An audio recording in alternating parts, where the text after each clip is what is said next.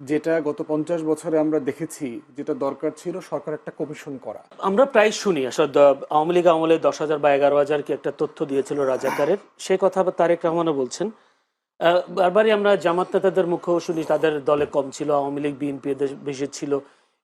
এটি কি আসলে ওনার কথাগুলো কি আসলে বাকি জামাতে যেগুলো ছিল এগুলো বাইরে যারা ছিলেন তাদের, তারা কোন দল করে সে তা নিশ্চিত হওয়া যায়নি। বিষয়টি কেমন? প্রশ্ন হচ্ছে বিষয়টা রেলেভেন্ট কেন এখন 2025 সালে এসে? রিলেভেন্ট। আপনি 71-এর প্রশ্ন দিয়ে আপনি জাতিকে আর কত বিভক্ত করবেন? এই কোশ্চেনগুলো নিয়ে যেটা গত 50 বছরে আমরা দেখেছি, যেটা দরকার ছিল সরকার একটা কমিশন করা। আমরা এখনো জানি না কজন মানুষ মারা গেছে। আপনার মুক্তিযুদ্ধ মন্ত্রণালয় বলেছে 7,000 সামথিং লোক মারা গেছে, তাদের শহীদদের তালিকাতে আছে। যারা ভাতা নেয় তারা সবাই ভাতা নেয় না, এর ভিতরে কয়েক হাজার মানুষ ভাতা নেয়। তাহলে প্রশ্ন হচ্ছে, যদি 7,000 লোক সামথিং মারা গিয়ে থাকে প্লাস মাইনাস, আমরা 30 লক্ষের গল্পটা বলছি কেন? মানে আপনাকে এটা রিজলভ করতে হবে। তো এটা খুব কঠিন কাজ না যে আপনার মুক্তিযুদ্ধে কতগুলো মানুষ মারা গেছে, পক্ষে কতজন ছিল, বিপক্ষে কতজন ছিল, এর ভিতরে বিহারি গণহত্যা হয়েছে, বিহারিদেরকে কারা কারা হত্যা করেছে, সেগুলোর একটা ফ্যাক্ট ফাইন্ডিং কমিশন করে দেন। রাষ্ট্র একটা কমিশন করে দিলে এই বিষয়টা সেটেল হয়ে যায়। এই বিষয়টা এখন আপনি কিভাবে রিজলভ করবেন? ধরলেন যে জামাতের ভিতরে এতজন রাজাকার আছে, আওয়ামী লীগের ভিতরে এতজন রাজাকার আছে, বিএনপির ভিতরে রাজাকার আছে, এই লোকগুলো ম্যাক্সিমাম মারা গেছে না। কি করবেন? এটা দিয়ে আপনি এখন কি অ্যাচিভ করবেন বাংলাদেশের? আপনার এখন গুরুত্বপূর্ণ হচ্ছে আজকে আপনার স্বাধীনতা থ্রেটের মধ্যে আছে, হুমকির মধ্যে আছে। আজকে আপনার সার্বভৌমত্ব হুমকির মধ্যে আছে। আর আমরা সবাই মিলে যদি এখন আলাপ করি 71 সালে কে পক্ষে ছিল আর বিপক্ষে ছিল, তখন কি হবে? এই আলাপটা তো আওয়ামী লীগ করেছে গত 16 বছর ধরে। বিচার করবার দায়িত্ব কার ছিল? শেখ মুজিবের উপরে ছিল। কে মাফ করে দিয়েছে ত্রিপক্ষীয় চুক্তি করে? সিমলা অ্যাকর্ড করে ভারত, পাকিস্তান, বাংলাদেশ মিলে কাদেরকে মাফ করে দিয়েছে? শেখ মুজিব করেছে। তাহলে বিচার যদি না হয়ে থাকে, আলবদরদেরকে যদি আপনি বিচার করতে না পারেন, পাকিস্তানিদেরকে যদি বিচার করতে না পারেন, এই দায়িত্ব আওয়ামী লীগের, শেখ মুজিবের। সেই প্রশ্নটা আপনি এখন এনে এটা রিজলভ করবেন কিভাবে? শেখ মুজিবকে এনে তো আপনি এখন জবাবদিহি করতে পারবেন না। একমাত্র ব্যক্তি জীবিত আছে ডক্টর কামাল হোসেন, আওয়ামী লীগের আইন এবং পররাষ্ট্র বিষয়ক মন্ত্রী ছিল। তিনি ওই সিমলা অ্যাকর্ড সাইন করেছেন। তাকে ডেকে এনে জিজ্ঞেস করেন আপনারা গণমাধ্যমের পক্ষ থেকে যে আপনারা কেন মাফ করে দিলেন। তাহলে আজকে এই প্রশ্নগুলো আলাপে আনা মানেই হচ্ছে যে আমরা ইচ্ছা করে আমরা বর্তমানের স্বাধীনতা নিয়ে চিন্তিত না, আমরা 71-এর গল্প নিয়ে ব্যস্ত। 71 মনে হয় আমাকে 2025 সালে স্বাধীন রাখবে। পৃথিবীর ইতিহাস এভাবে চলে না। পৃথিবীর ইতিহাস একটা ফরওয়ার্ড লুকিং জায়গা। আপনাকে মাথায় রাখতে হবে আজকের স্বাধীনতা আপনার হুমকির মধ্যে আছে কিনা, আজকে আপনি স্বাধীন কিনা, পরাধীন কিনা, সেটার বন্দোবস্ত আপনার কাছে আছে কিনা, সেই তর্কগুলো, আলাপগুলো তোলা দরকার। আপনার মনে থাকার কথা, আওয়ামী লীগ যখন সেই তালিকা প্রকাশ করেছে, আওয়ামী লীগের নেতাদের নাম থাকার কারণে কিন্তু সেই তালিকাটা সরকার উইথড্র করে নেয় এবং তার এক সপ্তাহের ভিতরে দ্বিতীয় তালিকা প্রকাশ করবার কথা ছিল। আওয়ামী লীগ পরবর্তীতে রাজাকারদের তালিকা আর প্রকাশ করে নাই। এখন প্রশ্ন হচ্ছে কেন করলো না, কেন আইডেন্টিফাই করলো না, তাদেরকে ধরলো না কেন? আরো 10 বছর আগে তো আরো বেশি লোক বেঁচে ছিল। কিন্তু প্রশ্ন হচ্ছে এটা রিজলভ করবেন কিভাবে? এটা রিজলভ করবার একটা জায়গা আছে, আপনি একটা ফ্যাক্ট ফাইন্ডিং কমিশন করে দেন। রাষ্ট্র যাক, প্রত্যেকটা উপজেলা ইউনিয়নে ঘুরে দেখুক কয়জন বেঁচে আছে, কয়জন মারা গেছে, বুদ্ধিজীবী নামক হত্যাকাণ্ড আসলে ঘটেছে কিনা, না এটা রয়ের একটা অপারেশন ছিল, কে করেছে, আমাদের আসলে 1 কোটি লোক সীমান্তের ওই পারে চলে গেছিল কিনা। ভারতীয়রা তা বলে না। ইন্ডিয়ান রাইটাররা লিখেছেন 90,000 থেকে 1 লাখের মতো লোক রেফিউজি ওই পাশে গেছে। তাহলে আপনি 1 কোটির গল্প কেন বলেছেন? সারা দুনিয়াকে 1 কোটি মানুষের রিলিফ আনছেন, চুরি করছেন, লুটপাট করছেন। মোটা দাগে ভারতীয়রা এবং আওয়ামী লীগ মিলে এই রিলিফের টাকা লুটপাট করে খাইছে। কারণ 1 কোটি মানুষের জন্য যে চাল আসবে, 1 লাখের জন্য তো সেই চাল লাগবে না। তাহলে আপনি বাকি টাকা তো বিক্রি করে দিয়েছে। এই রিলিফের চাল কলকাতা বন্দরে খালাস না করে বিক্রি করে দিয়েছে আওয়ামী লীগের আমলে। এগুলো বাস্তব। মানে চিটাগংয়ে এটা ল্যান্ড করতে দেওয়া হয়নি 72 থেকে 75-এ যখন দেশে দুর্ভিক্ষ চলছে, এটা কলকাতার বন্দরে খালাস করে বিক্রি করে দিয়েছে আওয়ামী লীগের নেতারা। তাহলে এখন প্রশ্ন হচ্ছে এটা রিজলভ, এটা রেলেভেন্স কতটুকু? আর এই প্রশ্নটা আপনি রিজলভ করতে পারবেন না এখন। এখন আমার দরকার হচ্ছে আজকের স্বাধীনতা নিয়ে প্রশ্ন করা, আজকে সার্বভৌমত্ব নিয়ে প্রশ্ন করা। আজকে একটি প্রশ্ন আপনি করে রাখি, যে উত্তর দিতে পারবেন, আমরা 1 মিনিট সময় দিব। আজ গতকালকে সন্দীপের একটি অনুষ্ঠানে বলা হলো পাকিস্তান জিন্দাবাদ। এই বিজয়ের মাসের আগের দিনে পাকিস্তান জিন্দাবাদ স্লোগান নিয়ে বেশ সমালোচনা ঝড় হচ্ছে বিভিন্ন জায়গায়। আপনি কি মনে করেন এটি কিসের ইঙ্গিত? কেউ কেউ মনে করেন এটা কিসের ইঙ্গিত? পাকিস্তান জিন্দাবাদ কোনো কিছুর জিন্দাবাদ না। বাংলাদেশে পাগলের অভাব আছে? 100 টাকা দিয়ে তো এই কাজটা করানো যায়। বাংলাদেশে একটা বাউলকে নিয়ে আপনি দাড়ি চুল কেটে দিলেন। মাঝখানে একটা ঘটনা ঘটলো না, মোমিন শাহীনা কিশোরগঞ্জে কোথায় একটা বাউলের দাড়ি চুল কেটে দিচ্ছে। অ্যাজ ই বাংলাদেশের সব বাউলের দাড়ি চুল কাটার জন্য এদেশের সব লোক ব্যস্ত হয়ে গেছে, এদেশে আর কোনো কাজ নাই, শুধুমাত্র বাউলদের দাড়ি চুল কাটো। কিন্তু প্রশ্ন হচ্ছে, বাউলরা যখন ইসলাম ধর্মকে কটাক্ষ করলো, স্টেজে বসে কোরআনকে কটাক্ষ করলো, তখন কিন্তু সুশীলদের আর কোনো আলাপ নাই। সন্দীপে কে কোথায় পাকিস্তান জিন্দাবাদ বলছে, আপনারা ইনভেস্টিগেট করেন, লোকটা কে, ব্যাকগ্রাউন্ড কি, পরিকল্পিতভাবে করলো কিনা বিতর্কটা ইনস্টিগেট করবার জন্য। বাংলাদেশে কোন পন্থী লোক, ইসলামপন্থী লোকরাও তো পাকিস্তান জিন্দাবাদ নামে কোনো স্লোগান দেয় না। তাহলে এইটা কারা করছে এবং কেন এই তর্কটা গুরুত্বপূর্ণ আকারে হাজির হচ্ছে, তাও বিজয়ের মাসে? মনে হচ্ছে যে 1 ডিসেম্বরের আগেই তর্কটা তুলতে হবে, অথবা এটা একটা অর্কেস্ট্রেটেড ইভেন্ট বলে আমার কাছে মনে হয়েছে। এবং আপনি দেখবেন এই যে একজন পাগল লোককে আপনার পুরা মেরে ফেলছে এই নারায়ণ মানিকগঞ্জ না মুন্সিগঞ্জের দিকে, মূল ঘটনা বাদ দিয়ে মূল ঘটনাটা যেটা প্রকাশ করা হয়েছে আসল বাস্তবতা তো সেটা না। তো এই প্রত্যেকটা ঘটনার পিছনে মনে হচ্ছে পরিকল্পিতভাবে তর্ক উস্কে দেওয়া হচ্ছে, এবং তর্কগুলো গণমাধ্যম এমনভাবে কাভার করছে মনে হচ্ছে এটাই মূলধারার তর্ক, বাংলাদেশের সব মানুষ পাকিস্তান জিন্দাবাদ স্লোগান দেওয়া শুরু করেছে। আসলে বাস্তবতা তো সেটা না, কিছুই হয়নি।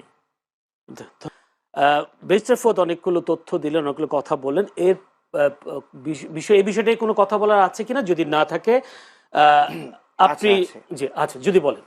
আচ্ছা, দেখুন, মুক্তিযুদ্ধে রাজাকারের সংখ্যা নিয়ে প্রথম স্টেটমেন্টটা আমাদের ফুয়াদ ভাই দিয়েছেন। আমি তার প্রেক্ষিতে দ্য ডিসেন্ট এবং বিডি ফ্যাক্ট চেকের সূত্র দিয়ে বলেছি, তারা ওই 2019 সালের দিকেই বিডি ফ্যাক্ট চেক আইডেন্টিফাই করেছিল যে এইটা একটি গুজব। কোনটা? যে রাজাকারের সংখ্যা নিয়ে, ঠিক আছে। এবং আবারও আরেকটা সংখ্যা নিয়েই ফুয়াদ ভাই জড়িয়ে পড়লেন, যে মুক্তিযুদ্ধে নিহতের সংখ্যা 7,000 না কত এরকম একটা সংখ্যা বললেন। কবি আসাদ মে মাসে 1971 সালে তিনি বলেছিলেন যে তার কবিতায় 10 লাখ মানুষ মারা গেছে। এটা এটা শেখ মুজিবের বক্তব্য না। টাইমস 1971 এপ্রিলের শুরুতে তারা লিখেছিল 3 লাখ মৃত্যুর সংখ্যা ছাড়িয়ে গিয়েছে। নিউজউইক এপ্রিলের মাঝামাঝি সময়ে 1971 সালের ঘটনায় লিখেছে এপ্রিলের মাঝামাঝি সময়ে 7 লাখ লিখেছে। দ্য বাল্টিমোর সান 14 মে 1971 লিখেছে 5 লাখ নিহতের সংখ্যা। দ্য মোমেন্টো কারাকাস জুনের 13 তারিখে লিখেছে 5 থেকে 10 লাখ নিহত। কারাই ইন্টারন্যাশনাল 28 জুলাই লিখেছে 5 লাখ। ওয়াল স্ট্রিট জার্নাল লিখেছে 23 জুলাইয়ে সংখ্যা 2 থেকে 10 লাখ। টাইমস সেপ্টেম্বরে গিয়ে বলেছে 10 লক্ষাধিক। দ্য হ্যাম্পটেড অ্যান্ড হাইটেক তারা লিখেছে যে 1971 1 অক্টোবরে 20 লক্ষ শহীদের সংখ্যা। ন্যাশনাল জিওগ্রাফি 1972 সালে সেপ্টেম্বরে লিখেছে শহীদের সংখ্যা 30। এবং 1971 সালের কোনটা নেব? 1971 সালের, হ্যাঁ, এগুলো কি বলছি ঘটনাগুলো উনি একটা কথা বলেছেন যে আমি প্রশ্নটা করি, আমি বলছি, দেখেন মানে বঙ্গবন্ধু শেখ মুজিবুর রহমান, হ্যাঁ কোনটা নিব। দেখেন এখানে ঘটনা তথ্যগুলো আসছে এপ্রিল, মে, সেপ্টেম্বর, অক্টোবর, দিন যাচ্ছে সংখ্যা 2 লাখ থেকে 5 লাখ, 5 লাখ থেকে 7 লাখ, 7 লাখ থেকে 10 লাখ, এইভাবে ডিসেম্বরের আগেই এই স্টেটমেন্টটা আসছে। দেখেন 1 October 1971 the Hampstead and Highgate Express বলছে যে শহীদের সংখ্যা 20 লক্ষ। 1972 সালের সেপ্টেম্বরে ন্যাশনাল জিওগ্রাফি লিখছে শহীদের সংখ্যা 30 লক্ষ। অর্থাৎ 30 লক্ষ সংখ্যাটা শেখ মুজিবুর রহমানের বানানো কোনো তথ্য না। আমার প্রশ্ন সেটা না, উনি একটা কথা বলেছেন তালিকাটা করা হলো না কেন। হ্যাঁ, উনি বলেছে তালিকাটা করা হলো না কেন। এর ব্যর্থতা কার দিবেন? এটা তো আমাদের, এটা আমার ব্যর্থতা, এটা ফুয়াদ ভাইয়ের ব্যর্থতা, এটা আওয়ামী লীগের ব্যর্থতা, এটা বিএনপির ব্যর্থতা না। আমরা এটা নিয়ে জোর দাবি করি নাই, আমরা জানতে চাই না, এটা আমরা জোর আওয়াজ তুলি নাই, সবাই বলি নাই। যারা দায়িত্ব ছিল তারা করে নাই। বিএনপি দায়িত্ব ছিল, জামাত দায়িত্ব ছিল, আওয়ামী লীগ দায়িত্ব ছিল, বিভিন্ন সময় ক্ষমতা ছিল, এরশাদ ছিল, কেউই করে নাই বলেই বিতর্ক। কিন্তু বিতর্ক হলেও ঐতিহাসিক সাইন রয়ে গেছে সংখ্যাটার। 17 ডিসেম্বর থেকে শুরু করে শেখ মুজিবুর রহমান 9 জানুয়ারি বাংলাদেশে পদার্পণের আগ পর্যন্ত 30 লক্ষ সংখ্যাটি না হলেও 1 ডজন পত্রিকায় আসছে। আমি একটা নতুন প্রশ্নে যাই। 7,000 বলাটা একটা অন্যায়। আমি একটা নতুন প্রশ্নে যাই। তারেক রহমান, আজকে রেজা কিবরিয়া, সাবেক অর্থমন্ত্রী শাহ এম এস কিবরিয়ার ছেলে রেজা কিবরিয়া বিএনপিতে যোগদান করেছেন। তো বিএনপি মহাসচিব মির্জা ফখরুল ইসলাম আলমগীর বলেছেন যে বিএনপিতে যোগদানের হিড়িক পড়ে গেছে। কেউ কেউ আপনাকে বলে যে জামায়াতের বিপক্ষে কথা বলেন, অন্যান্য দলের বিপক্ষে বলেন, বিএনপির পক্ষে কোনো কথা বলেন না। আপনি কবে যোগ দিচ্ছেন বিএনপি? আচ্ছা, প্রথমত হলো বিএনপি যে জায়গায় কাজ করে, আমরা ভিন্ন জায়গায় কাজ করি। কাজের অনেক কিছু মিল আছে, জাতীয়তাবাদের বিষয়ে মিল আছে, আধিপত্যবাদ বিরোধী, আগ্রাসন বিরোধী বিষয়গুলোতে মিল আছে, কিন্তু আমাদের ভিন্ন ভিন্ন ন্যারেটিভ আছে। তাদের যেরকম 31 দফা আছে, আমাদের এরকম 10 দফা আছে, সেগুলো দেখলে আলাদা। এবং আমরা এই ভিন্ন চিন্তা নিয়ে রাজনীতি করতে চাই। এমনকি আমরা ধানের শীষ প্রতীক নিয়েও মানে হলো যদি সুযোগ আসে, আমাদেরকে যদি তারা জোটের অংশ হিসেবে যদি বলে যে এটা আপনারা করেন, তাহলে আমরা ওনারা দিলে কি পারবেন না? না, আমাদের আমাদের ধানের শীষ দিলে আপনারা এখন না, আরো পারবেন না? 2 মাস 3 মাস আগে থেকে আমরা বলে তাদের আসছি। সাথে যুক্ত হতে হবে আগে। আমরা তো তাদের সাথে যুগপৎ আন্দোলনে একসঙ্গে না ছিলাম। না, আমি নির্বাচনে ঠিক আছে, নির্বাচনের বিষয়ে আমাদের তো ছোট সংগঠন, এই ছোট সংগঠনে তাদের দরকার হবে কিনা সেটাই একটা বিষয়। তাদের দরকার হবে। ঠিক আছে, না, সেই কারণে কি হ্যাঁ, আপনারা আর- সবসময় বিএনপির পক্ষে কথা না বলেন? না না না, অনেকেই বলে আমি এটা। যদি দেখেন মানে আপনাকে নেওয়ার জন্য? না না, নেওয়ার জন্য বিষয়টা না। বিএনপি একটা বড় দল, আমি বলছি আমাদের আমাদের আমজনতা দল একটা ছোট সংগঠন। এটা ছোট ছোট জায়গায় ভূমিকা রেখেছে। গণ অভ্যুত্থানের মধ্যে আমাদের 7 জন মানুষ মারা গেছে, 100-এর উপরে আহত হয়েছে। আমরা আমাদের জায়গা থেকে ছোট ছোট জায়গায় চেষ্টা করি। ঠিক আছে, আপনারা আপনাকে নির্বাচন করতে পারবেন? আপনি নির্বাচন করতে পারবেন? অবশ্যই আমরা চাই নির্বাচন করতে। আমাদের মানে নিবন্ধন স্বতন্ত্র? নিয়ে অনেক জটিলতা হচ্ছে। আচ্ছা। আমরা চেষ্টা করছি নিবন্ধনটা পাওয়ার। নিবন্ধন পেলে আমরা সারা দেশেই সকল জায়গা থেকে প্রার্থী দেব। এবং আমাদের আমাদের এটা আমাদের একটা খুব আবেদন, আমাদের নিবন্ধনের এই জটিলতাটা শেষ হয়ে যাক। এবং আমরা বিএনপিকে কেন সমর্থন করি সেটা জিজ্ঞাসা করেছিলেন। প্রথমত জাতীয়তাবাদী দলের চিন্তাগুলো আমাদের ভালো লাগে, ঠিক আছে, সে জায়গা থেকে। এবং এছাড়া বিএনপির বিদেশ ভক্তি কম, যেটা অন্যান্য দলগুলো বিদেশি শক্তির সাথে বেশি বেশি মিটিং করে, আলোচনা করে, সে জায়গা থেকে বিএনপির এই প্রবণতা কম হওয়ার কারণে আমরা বন্ধু হিসেবে নতুন একটা তাদেরকেই প্রশ্নে গ্রহণ যাই। করছি। তারেক রহমান, আপনি কোন কোন সময় বলেছেন যে জামায়াত বেশি আসন পাবে না বিএনপিকে ছাড়া, এরকম একটা বক্তব্য আপনার ভাইরাল দেখেছি। কিন্তু বিভিন্ন জরিপ বলছে জামায়াতের আসন বাড়বে। আপনার বক্তব্যটা কি? আসলে জামাত কয়টা আসন পাবে? আরো তো নতুন নতুন পার্টি আসছে, এবি পার্টিও হলো, তারাও নির্বাচন করবে। এনসিপি তো আর করে জুলাই অভ্যুত্থানের একটা নেতৃত্বে দেওয়া সংগঠন, তারা কতগুলো আসন পাবে বলে মনে হয়? জি, সোশ্যাল মিডিয়ার কল্যাণে ঢাকা ভিত্তিক যে ইস্টাবলিশমেন্ট, সেখানে সোশ্যাল মিডিয়াতে যারা ভালো করবে তারা নির্বাচনেও ভালো করবে। কিন্তু ঢাকার বাহিরে প্রান্তিক পর্যায়ে যে রাজনৈতিক ইস্টাবলিশমেন্ট, সেখানে আপনার হলো অনেক কঠিন হিসাব নিকাশ।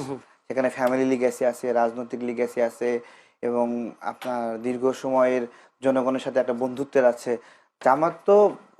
জামাত তো নিজেকে জামাত হিসেবে বলতোই না আগে। তারা আবার ভোট চাইতে গেলে কি পরিচয় ভোট চাইতে যাবে? সেই জায়গা থেকে বলছি, যারা নিজেদের পরিচয়টাই দিতে শঙ্কাবোধ করতো আগে, তারা হঠাৎ করে 2-4 মাস, 5 মাস, 6 মাসের ক্যাম্পেইনে সব উল্টায় ফেলবে। এখান থেকে আমার যে তারা ফেসবুকে অনেক হাইপ তুলতে পারে, কৃত্রিমভাবে জনপ্রিয়তা দেখাতে পারে, কিন্তু এর মানে পাবলিক কনসার্ন না। আর 1971 সালের এই বিষয়টা অনেকে বলতে পারে যে এগুলো আর প্রয়োজন নাই, এগুলো এখন কেন বলছি, নতুন করে সাজাইতে হবে। আমি বলি ভাই, বাংলাদেশ যতদিন থাকবে ততদিন রাজাকারদেরকে মানুষ যেরকম মনে রাখবে, মুক্তিযোদ্ধাদেরকে মনে থাকবে। যতদিন এই পতাকা থাকবে ততদিন মুক্তিযুদ্ধ প্রাসঙ্গিক, যতদিন এই মানচিত্র থাকবে ততদিন এই মুক্তিযুদ্ধ প্রাসঙ্গিক, যতদিন আমাদের জাতিসংগীত থাকবে ততদিন মুক্তিযুদ্ধ প্রাসঙ্গিক। আপনি যতই অপ্রাসঙ্গিক করার চেষ্টা করেন, এই বিজয়ের মাসে এই আলোচনা চলবেই। চলবে। আপনি আসনের কথা বললেন না, আপনি তো বলেছেন কোন আসনে নির্বাচন মানে করব? কে কে আসনটা কয়টা, ওনারা কয়টা আসন পাবে? আচ্ছা, আপনি আচ্ছা, যদি আচ্ছা। দাঁড়ান বা আপনার দল যদি দাঁড়ান, আপনারা কয়টা আসন পাবেন? না, আমাদের একটা জায়গাতেও জয়ী হওয়ার সম্ভাবনা নাই, ঠিক আছে। এবং কোন জায়গায় গেলে 1000 ভোটও পাওয়া কঠিন হবে। এগুলো আগ বাড়িয়ে অনেক বেশি বলা ঠিক না, বা নাও ভোট পেতে পারি। আমাদের যেটা সোশ্যাল মিডিয়ায় কিছু মানুষ চেনে জানে, কেউ গালি দেয়, কেউ ভালোবাসে, এই মাঝামাঝি একটা অবস্থানে প্রাইমারি লেভেলে আছি। আমাদের জন্য নির্বাচন অনেক পরে হলেও ভালো হতো, আমরা আরো কাজ করার সুযোগ পেতাম। কিন্তু আমরা দেখছি যে দেশটা স্থিতিশীল হলে ভালো হয় দেশের জন্য, সে জায়গা থেকে নির্বাচনের গুরুত্ব নিয়ে আমরা কথা বলছি। এবং জামাত বিএনপির কথা বললেন, তো আমি বলি, যদি আওয়ামী লীগ এই নির্বাচনে অংশগ্রহণের সুযোগ পায়, তাহলে জামাত যেটা হতো, বিএনপির সহযোগিতা নিয়ে কিছু আসন পেত, তারপরে আওয়ামী লীগের সহযোগিতা নিয়ে কিছু আসন পেত। এই সময়টাতে সে একা একা, এবং এই কারণে তাদের কিছু সমন্বিত ভোট থাকতে পারে, কিন্তু জয়ী হয়ে আসার মতো ফিটনেস খুব দুর্বল। যে কারণে তাহের সাহেব জয়ী হতে তো অনেক অনেক আসন অনেক লাগবে। অনেক জয়ী না, মানে একটা আসনে এমপি হওয়ার জন্য ও আচ্ছা। যতটুকু। যেমন তাহের ভাই শেষে সে বিনয়ের সুরে বলছে যে মুজিব ভাই তো এখন নাই, মুজিব ভাইয়ের ভোটগুলো আমারে দিয়েন। তাদের অসহায়ত্বের জায়গাটা বুঝতে হবে, যে তাদের তাদের বিজয়ী মানে হওয়ার জন্য, আপনার অ্যাসেসমেন্ট হচ্ছে জামাতের খুব তাদের অসহায়। বিজয়ী হওয়ার জন্য আওয়ামী জি। লীগের ভোট প্রয়োজন, জাতীয় পার্টির ভোট প্রয়োজন, এবং যে কারণে তারা বারবার আওয়ামী লীগ বা জাতীয় পার্টি নির্বাচনে আসবে এটা শুনলে তারা আতঙ্কিত হয়, বা হ্যাঁ। তারা এটা মানে আপনি চান ওই কিনা জায়গা আওয়ামী থেকে। লীগ জাতীয় আমি পার্টি আমি নির্বাচনে আসুক, আপনি চান আমি কিনা? আমি চাই বাংলাদেশের সকল রাজনৈতিক প্রক্রিয়া নির্বাচনে অংশগ্রহণ করবে, এবং কে খারাপ কে বাতিল হুম। তাকে, ওই যে বলে না জনগণ চায় আওয়ামী লীগ আর অংশগ্রহণ না করুক, তাদের বাস্তবতা নাই, ঠিক আছে, আমি বলি ওইটা জনগণের হাতে ছেড়ে দিতে হবে, মানে জনগণ কি আপনি, করলো, আমি ঠিক এভাবে ধরে আছে, নিই আওয়ামী লীগ জাতীয় পার্টি নির্বাচনে আসুক, এটা আপনি চান। এটা আমি চাই।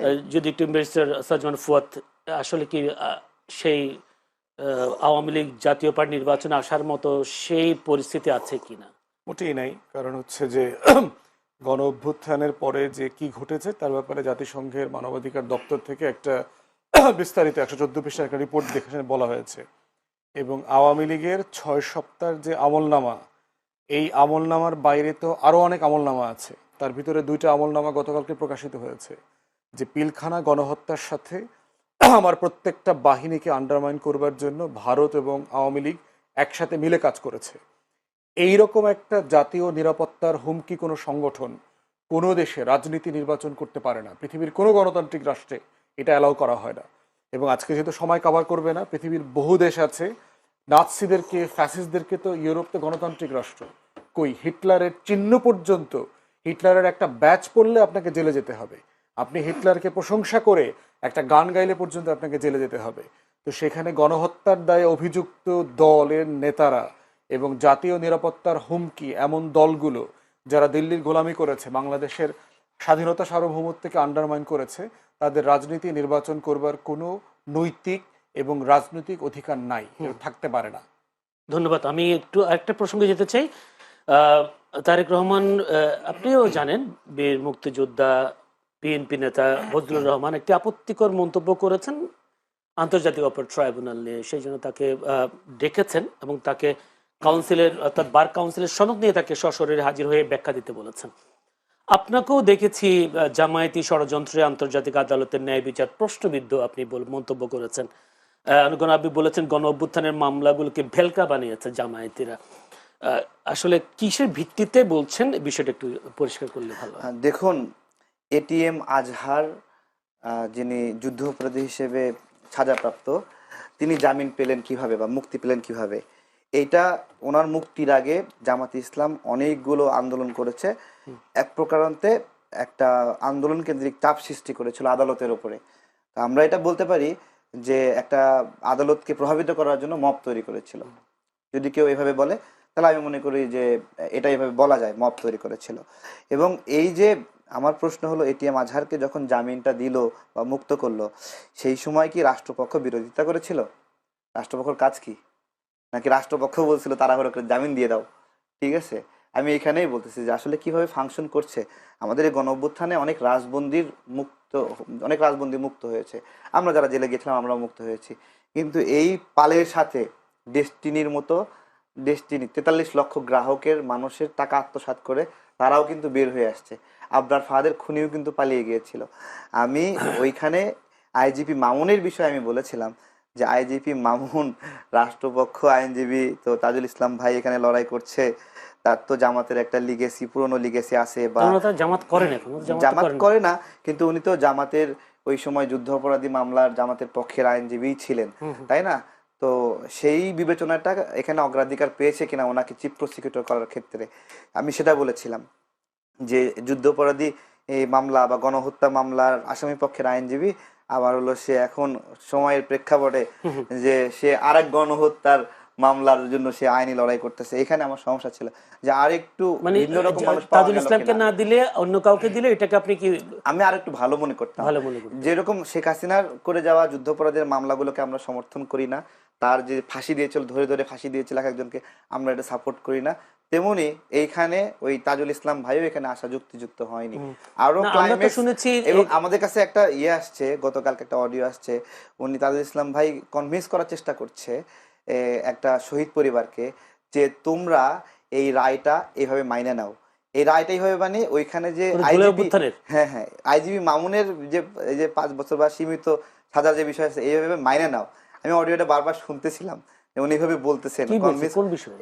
এই মামলা বিষয়ে বলতেছিলেন যে তোমরা এটাকে গ্লোরিয়াস ভাবে তুলে ধরো, এটা সুন্দর রায় হয়েছে, তোমরা কেন এটা বিরোধিতা করছো? আপনারা জানেন যে মীর মুগ্ধের বাবা কিন্তু বলছিল যে এই রায়ে তিনি সন্তুষ্ট না আইজিপি আল আইজিপি মামুনের বিষয়ে, এবং স্নিগ্ধও বলেছিল।